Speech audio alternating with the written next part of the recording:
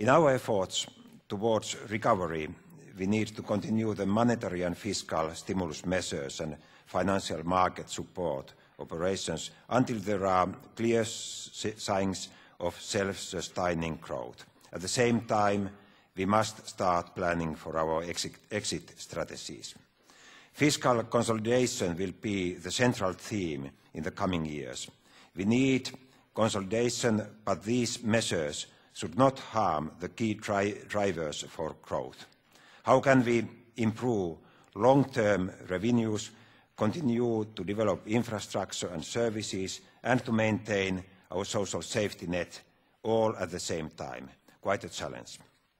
As to the Baltic Sea region, we need to improve the functioning of our markets.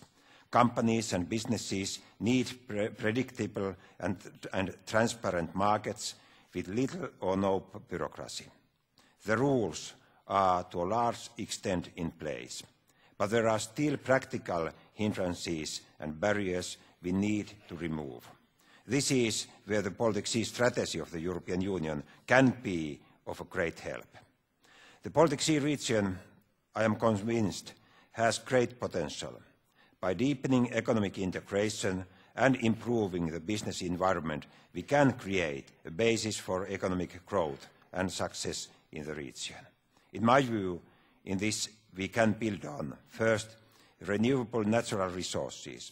Second, high level of technology in many fields with strong growth potential. For example, information and communication technology, clean technologies, energy-saving technologies, and efficient methods of providing health care.